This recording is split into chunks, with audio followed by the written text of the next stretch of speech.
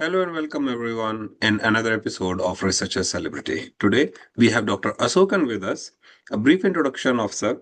He has done his bachelor's in agriculture from Annamalai University and for master's and PhD in agricultural entomology he attended University of Agricultural Sciences Bengaluru, post which he joined ICAR Institute, Indian Institute of Horticulture Research, as a scientist and retired from there as a principal scientist.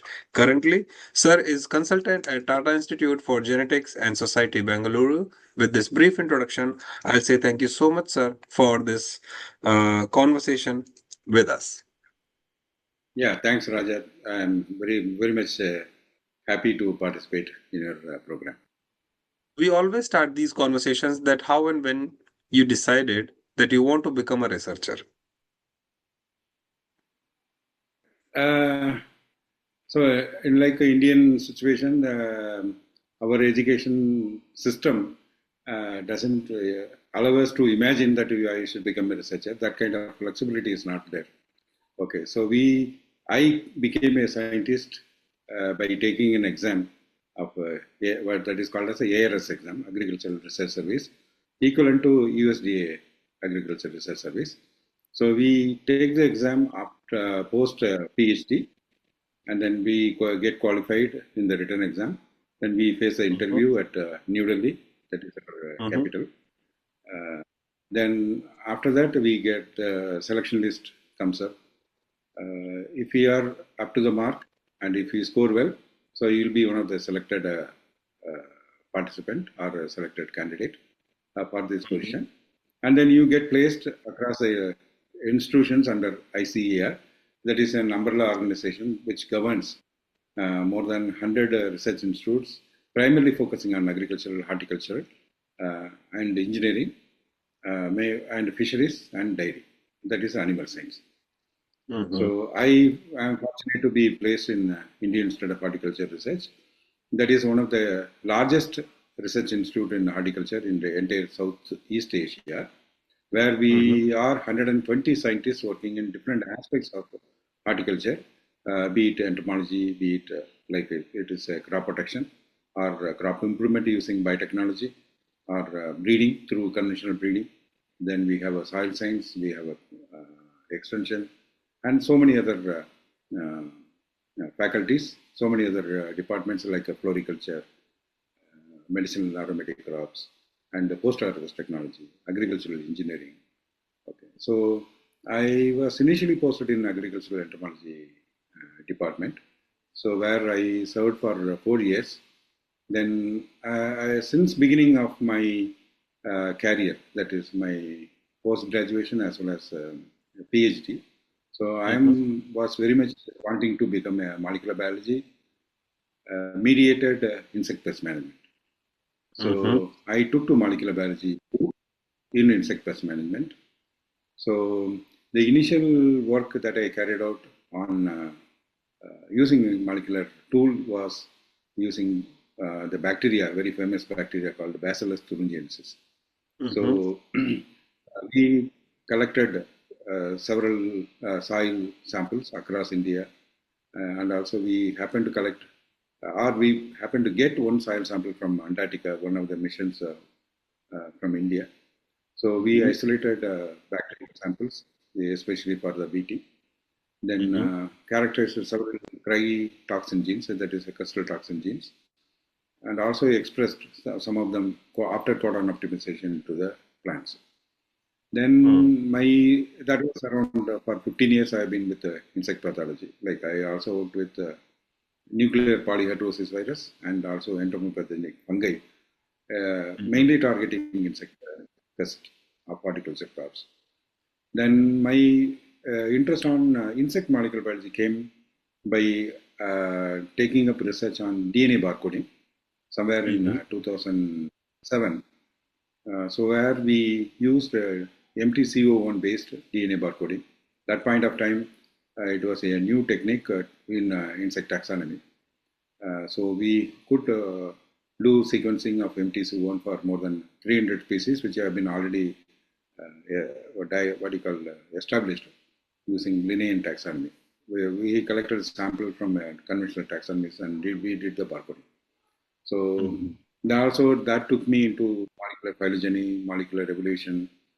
So those kind of things for mainly targeting the pests of horticultural crops. Then there was a big opportunity came when the World Bank funded project through ICAR, known as National Agricultural Innovation Project (NAIP). So that gave us a real platform like that. Like what I am today is because of that NAIP. So that was a big funding which we received during 2009-10. So 17 years back. That point of time, it was around 5 crores Indian rupee, maybe $500,000 in US dollars. That point of time, it's very big money. So I wrote a project on RNAi for insect pest management. So by then, like the genome editing as of now what is happening in genome editing. So that was a nascent field which was fast coming up. So we invested our time and energy into developing RNA-based pesticide for many of the horticultural crop pests. So initially we targeted gram pod borer, that is called Helicoverpa armigida. So that was one of our targets, and we made a dsRNA both through in vitro transcription as well as we expressed the dsRNA in tomato, a variety called Arcavicas, against the what you call the gram pod borer, that is Helicoverpa armigida. So we could successfully establish the functionality of RNAi mediated by delivery of exogenous delivery of dsRNA, both through oral route as well as through transgenic approach. So simultaneously, we had also an opportunity to work with other small RNA called microRNAs. So our aim is to have a broader aspect of insect pest management, combining both artificial microRNA as well as from using dsRNA. So during this process, we have handled more than 15 species of horticultural pests, and then we have evaluated different genes for their loss of function using dsRNA, and then we have evaluated the phenotype in terms of their how much they are able to qualify themselves as a pest management strategy. For example, if you target the juvenile hormone as well as the ecdysone, these are the two important hormones in the growth and development of a larvae. So if you are able to downregulate or what you call as a knockdown of that particular gene, so we observed a lot of precocity in their development. That means if a larvae is indisposed, essentially, they will not be able to feed. So that was a main aim, and we could establish the loss of function of several genes, be it pH maintenance gene like VATPase, E, D, E subunits. Then we have nerve conduction genes, then cytoskeletal genes. There are so many genes we have optimized and also tested for their utility for as a candidate for pest management. Then my interest, I keep on updating myself, and then the opportunity to work on genome editing came through somewhere in 2017. So where I took a training in IBVR, that is the University of Maryland. There is an insect transformation facility at IBVR Rockville. So I got trained myself on insect genome editing. Then I came back to India and started working. But at that point of time, there was not much of facility was there because we need to have an injector. So the very few injectors were available at that point of time. So I couldn't afford to buy one during 2017. Anyway, we started working with the CCAMP. There is an unit under NCBS, within the campus of NCBS. So we could use their facility on a commercial scale, like paying some money to get the injections done. So thereby, but there are a lot of limitations over there because to take up a genome editing using ribonucleoprotein complex, that is the best way to do genome editing at SDN1 level, because that doesn't require much of a IBSL clearance and also the biosafety clearance, because we are using a protein and readily the protein makes a double-stranded RNA break, and the gene is edited at the embryonic stage. So, and getting the G0X, because our institute is placed more than 15 kilometers away from NCBS. So we have to maintain a culture of insect near to the campus. Then we have to collect the embryo and then subject it for differentiation. So initially there are a lot of hurdles. Yeah, there are technical hurdles to achieve genome editing. Then during 2019, I got selected for a Fulbright fellowship. So I had my Fulbright fellowship with Dr. Max Scott at the Department of Entomology, North Carolina State University, Raleigh. So we worked on Drosophila suzuki. There is a strawberry pest of strawberry. So we worked using RNP complex to edit several genes of Drosophila suzuki. That was a real starting point of my genome editing career. Then I came back to India by end of 2021. By the time Corona also had a lot of effect, like there were a lot of lab closures from 19. We lost a part of the later part of 19 after September. Then 2020 was totally, there was no operation. And then we couldn't work in the lab because it was closed. So then came to US on a Fulbright fellowship, and then I had 6 months of time, and later part I returned to India. Then I had to set up my own lab. So the training which I took in Max Scott lab, it was really eye-opener, and I could learn a lot of things from his lab. And we published our brief stay work in insect molecular biology. Then I had several students in my lab. You see, we bought an injector. So from 2023, we started working very actively on insect genome editing. So we have achieved genome editing for more than 7 species of insects using RNP complex. We never used any transgenic approach using any DNA format or RNA format. So we used RNP complex initially to validate the different targets, how they will be like displaying their phenotype, loss of function of the phenotype. Okay. So there were some 7 students that used the genome editing for their as a tool for their thesis, and then they got their degree. Recently, 2 are remaining.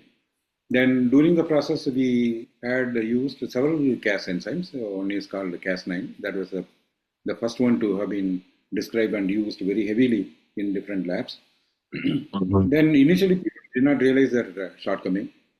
And we also moved on to the other Cas enzyme called Cas12a, which is a little different from Cas9. So that uses a 5' TV, like 80 rich PAM compared to the GC rich PAM in case of Cas9. And that will, size-wise, a little smaller compared to the Cas9. And then we took to Cas12a and Cas13a based detection, viral detection kits we could make. Then also we could make progress in precision editing. So at that point of time, the precision editing was the prime editor 3B based prime editing, and also the base editor, especially focusing on the cytidine base editor. So we recently published our first paper on non-model organism editing the what you call fall armyworm, that is which came from the US to the Africa in 2016, and then further it spread from Africa to the Asia, and then it has reached almost the Australian shores. So it has circumnavigated, I would say. Navigation means we need to have some ship or something, but it has circumvented the entire coast. And then anytime there is a reintroduction of these different strains, and mostly the hybrid strain of FAWA has become more imminent to the continental to us. Mhm. So we are doing other advanced editing systems like Bridge RNA, and our ultimate aim in pest management using the different CAS system is to have a precision guided sterile insect technique. Okay, so where we target sex determination genes as well as a spermatogenesis related genes to impart sterility. So we will Mhm. combine both of these approaches. Firstly, to have a sex ratio distortion. That means the sex ratio would be distorted towards the male. So essentially containing both XX male as well as XY males. So then also have imparting a sterility to these two sets of genetic groups, these XX and XY males. So we have established this PGSIT system in one of the very important fruit fly species affecting the trade, that is called oriental fruit fly, what is called as Bactrocera dorsalis. So in addition to this Bactrocera dorsalis, there are other important fruit fly species like Ceratitis capitata, that is what we call as a med fly.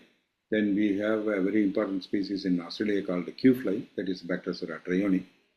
Then one more species which is challenging the import of many horticultural produce across different regions of the globe is Anastrapha ludens, that is a Mexican fruit fly.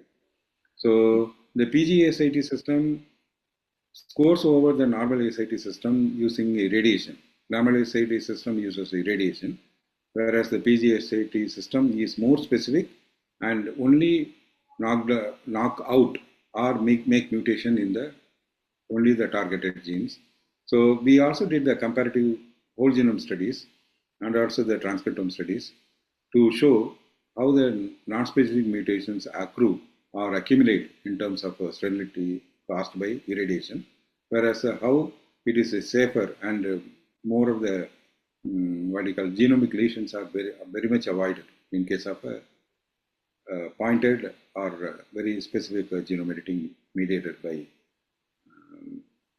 PGH SIT system using, we have used normal wild Cas9, SP-Cas9.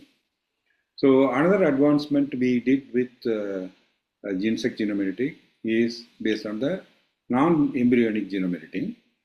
So normally when we use develop a RNP based genome editing, we have to deliver the RNP complex, cognate RNP complex, to be microinjected to the G0 stage of the embryo or egg.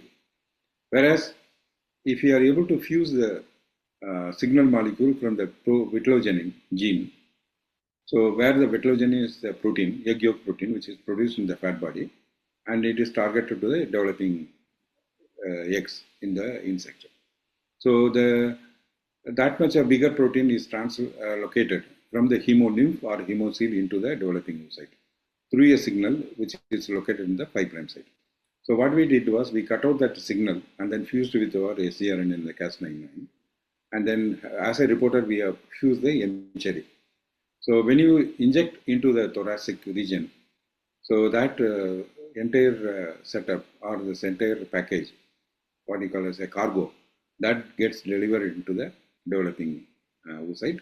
But that results in the haploid editing, unlike the diploid editing in case of an embryo, because that is a zygote. So, but by other crossing approaches, like post breeding approaches, we can make a single homozygous single copy nulls. Okay. So we could publish around 30 research papers, especially on using genome editing, using Cas9, Cas12a, Cas13, and advanced precision editing like the base editors, especially cytidine base editor, as well as prime editor. So we are publishing the other aspects of genome editing, like using a remote, that is a receptor mediated endocytosis of cargo. Okay, Mhm. so Yeah. that is the current status, and we'll be moving on to the other editing techniques. And so this is from the insect part, because Yes. as of now, India has permitted genome edited plants at SDN1 and SDN2 levels for cultivation. Mhm. So, in order to achieve or in order to realize that pest management or crop protection through genome editing would be uh, it is important to edit the crop compared to the editing an insect. Okay, editing an insect at certain circumstances it is important because wherever we follow the area of pest management, for example, in case of mango, it's very hard to difficult, very difficult to transform edit a mango tree, mango Mm-hmm. plant to Mm-hmm. insect resistance. That point Yes. of time, it is plausible or very wise to edit a or develop a Mm-hmm. PGSIP system and then follow Mm-hmm. a in drive method. Okay, so we are now contemplating editing some of the herbaceous plants. For example, in case of brinjal, there is one of the annual plants Mm-hmm. where we can do the editing so that we can arrest the movement of this pest towards the crop, affecting the volatile spectrum of the plants which are produced at a particular stage. So, if we are editing an insect and looking forward to have a gene drive, there are no guidelines set in India because now we are at the stage of making SOPs, at least to carry out research under with permission from IBSC, that is Institute Biosafety Committee.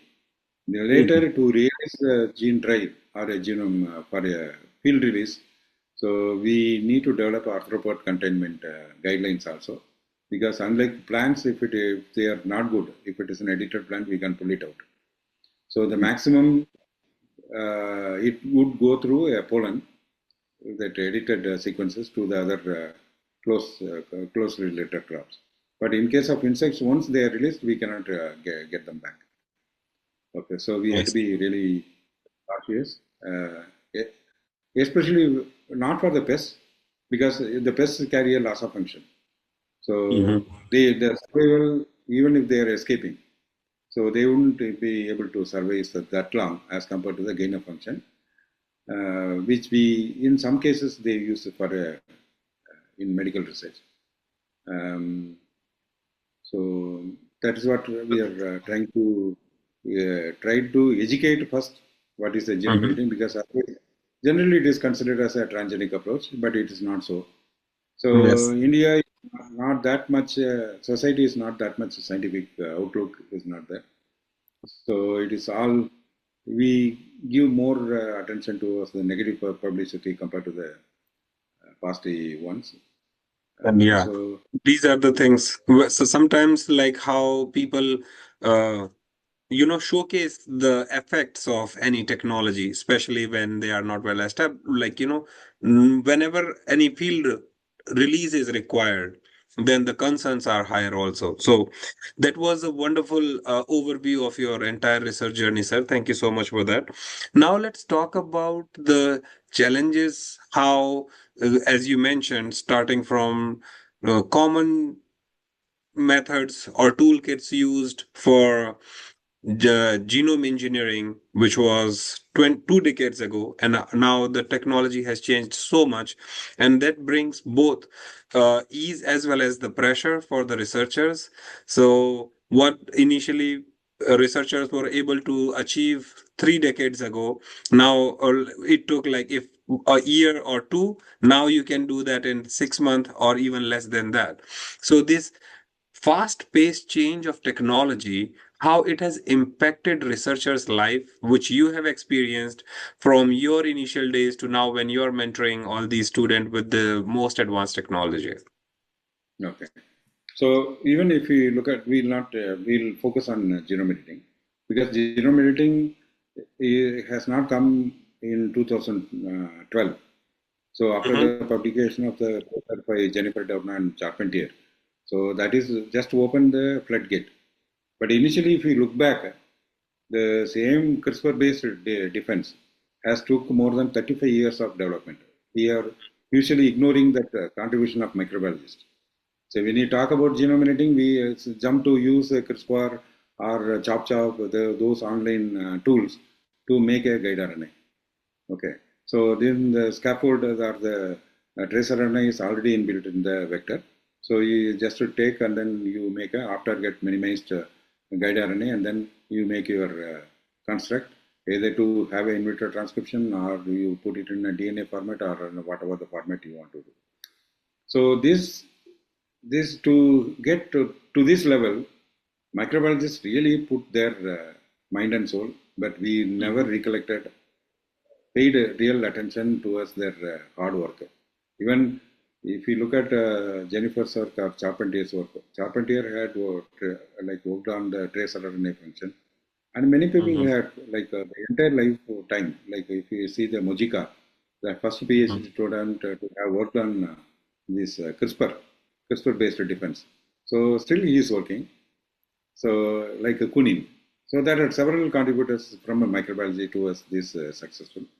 Only thing is the fruiting point was they may fuse this single guide RNA, made a single guide RNA by fusing the tracer RNA and this guide RNA. So that was a transformative tool that they made. Like the 5-nML, what they did in RNAi is Mm-hmm. they soaked the C elegans into the dsRNA solution and proved Mm-hmm. that exogenous supply of dsRNA also can elicit RNA into the cells or any receiving organism. So that was the phenomenal paradigm shift in their it has given a new paradigm shift for the researchers to look at Cas-based genome editing, because otherwise genome editing has been done by other tools, more difficult tools like zinc finger nuclease or talents. That Mm-hmm. was more limited to certain high-end labs, and very few could replicate it because there were a lot of difficulties were associated. A lot of understanding was needed to assemble those proteins to have a double-stranded break. And Absolutely. also we have to learn the lot of new information is coming from the DNA repair mechanisms. So all along we have been targeting more of a NHEJ or HDR. HDR is not good for not necessary to have HDR for agriculture research, because HDR is good for medical research, because we need to have a correct copy to be replaced with a mutated one. And Mm-hmm. agriculture research, we have been focusing mainly on double standard break and using NHEJ. And now, after the advent of after this Cas-based sgRNA-based technology, which has been after the 2012, but in fact, after the Feng Zhang's paper in 2013, that was the real change which he has made, that genome editing can be shown or demonstrated in a eukaryotic cell.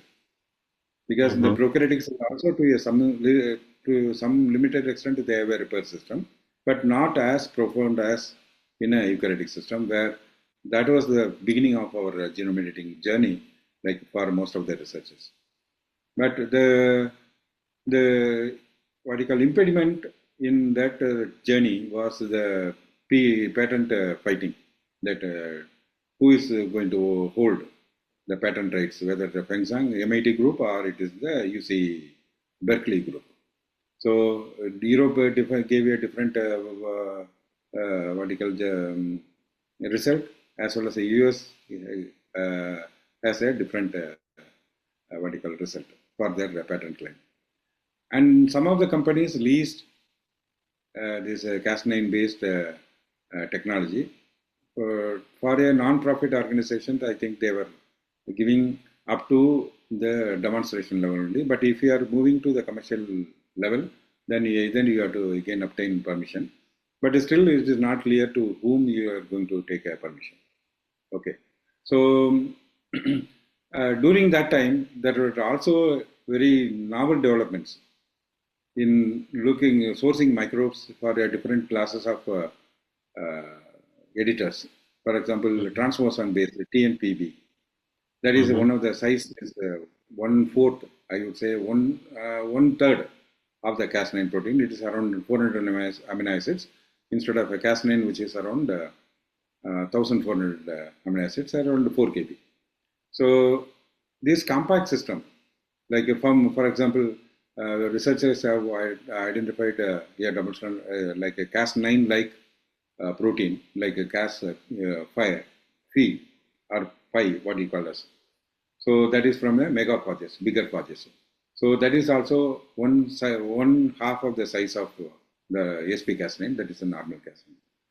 So in addition to that, there are a lot of packaging or delivery mechanisms also being developed because a human embryo cannot be manipulated.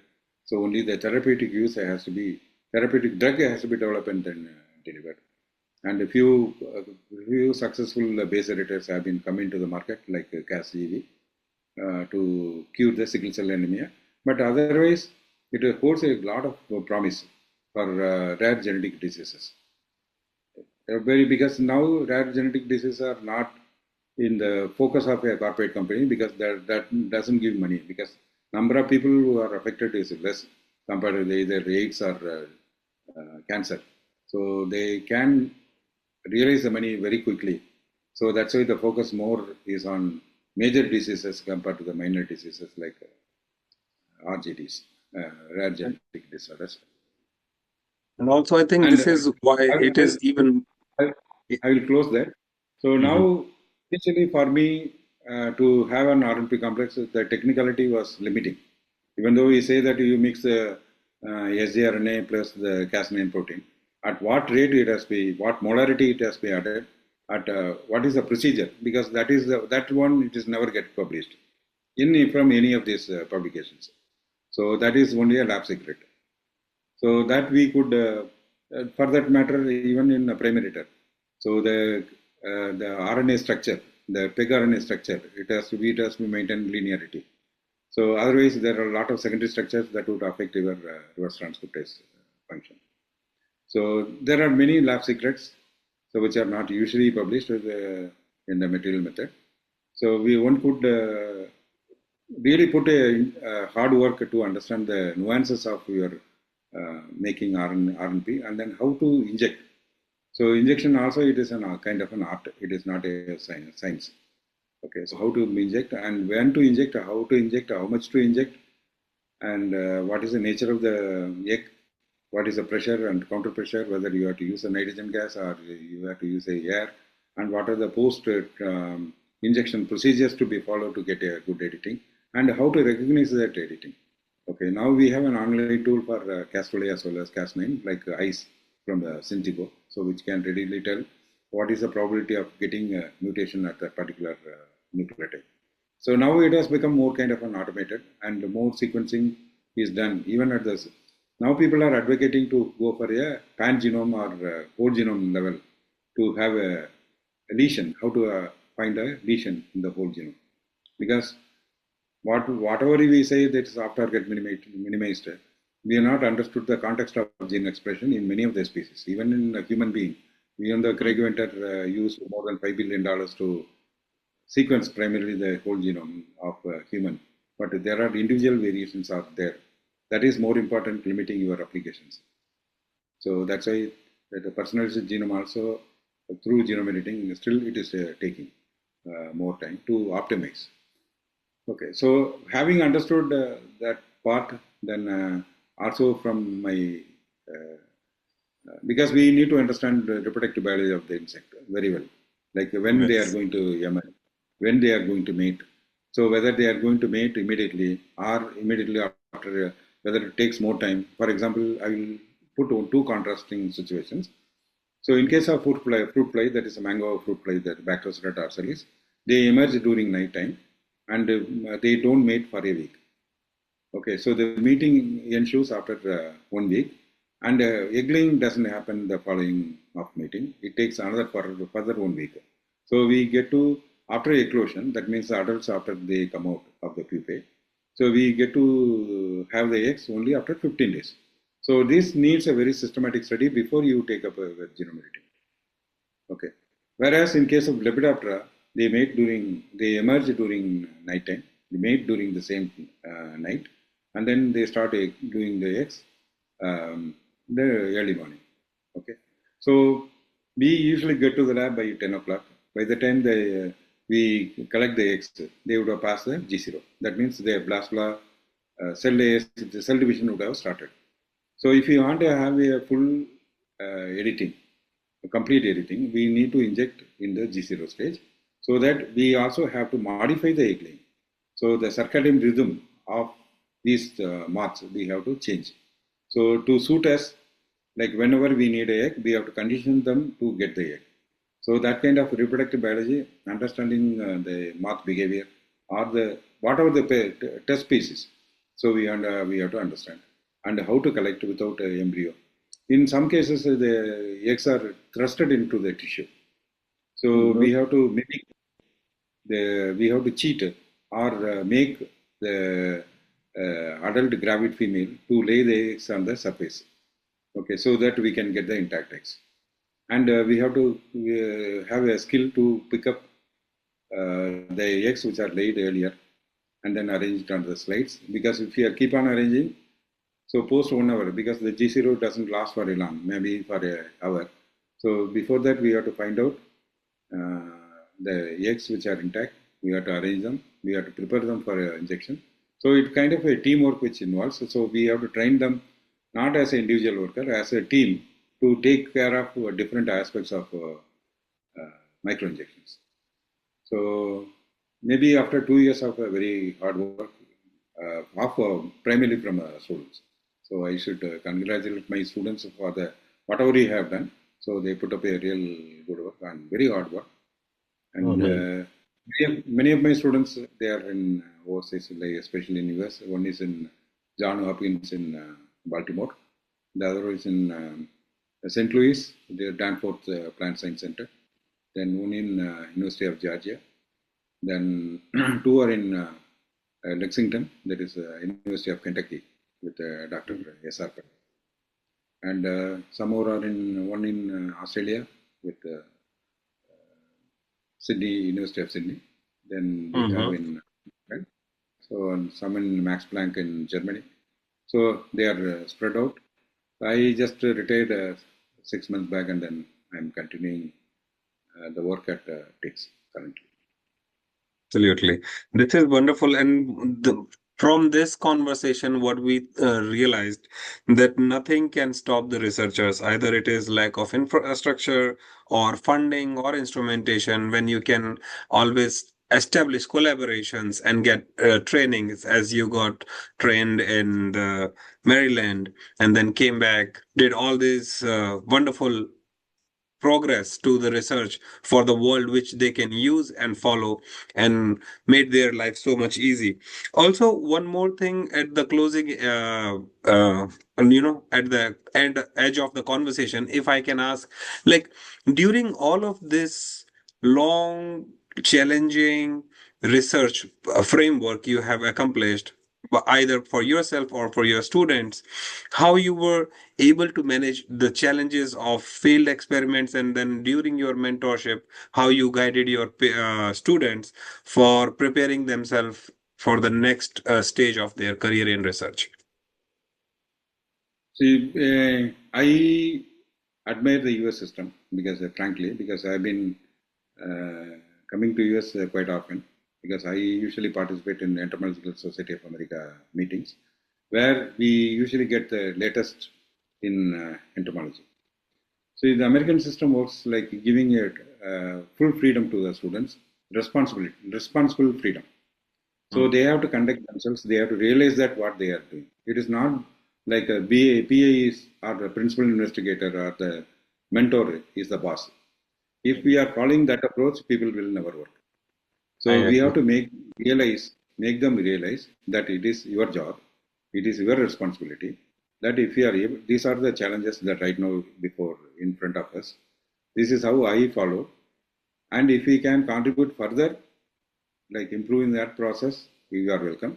And one thing in research is I would request maybe if somebody is interested, don't have egos with your student. You have to be one among them. Yes. Okay, so if you are one among them, as a one of the student, and always willing to learn, so it is important to educate them. Firstly, you have to prepare yourself to know what is currently happening in genome editing. So unless you are prepared, prepare yourself to have that new knowledge and then frontier knowledge. So we cannot be a what you call model to your insect, what you call Mhm. your. So So that students, yeah, yeah. So that's they have to really emulate. Like I emulated uh, the what you call perseverance and the hard work from my guide. who is Mhm. Dr. Meyapan, who is in Virginia Tech. For a Mhm. long time, he has been in IPMIL. He had managed more than 15 years, millions of dollars of the funding in Africa as Mhm. well as in Asia.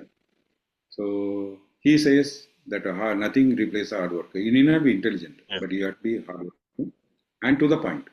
So you have to realize what you are doing and publish. You have to publish. Okay. So Yeah. how the others understand that you are working? You may be doing wonderful work. So we have to publish. Like it need not be a very high impact, but the continuity of publication is very important. So Good. that I have imparted in my students. They also continue to publish, and whatever we do to a appropriate level, because we cannot do some work and then expect them to get published in PNAs. So to reach PNAs, we need to have so much of data, quality data, and large volume of data to be generated. So Absolutely. yeah. So I without think that ego, was. if you are able to inculcate that value of integrity, Mhm. uh, so interest in the science, so which Absolutely. I got from my mentor, like my guide. Mhm. So I am just pass on to my students, Wonderful. and even Wonderful, sir. Yeah, that was a nice wrap up. To all the students, we can say if you want to write to Dr. Ashokan, you can directly write to him. If you want Stanford Society to put you in touch with our researcher celebrities, we are there to help you, to support you. What all we need from you is your passion for research. And if this is what makes you happy, we are there to support you in our limited capacity by putting you in touch with our researcher celebrity for mentor mentee program. With this, we'll say thank you so much, Dr. Ashokan, for taking time out for this conversation. thanks, Raja, for this wonderful opportunity. So if I am like conveying message to some of the aspiring students, I I'll be able to give my contributions in whatever the manner I can do it. So only thing is in research, like you should have a passion. Yes. That passion, you some may appreciate, some may not be appreciate, some will be against your research. Don't get bothered. Don't be bothered by any of this. Like keep like working towards your goal. I think no need to expect anything. So Thank you. that is what you Thank, get at the end of your career. thank you so much, sir. For all the Thank you. audience, we can say stay tuned for another episode of Researcher Celebrity.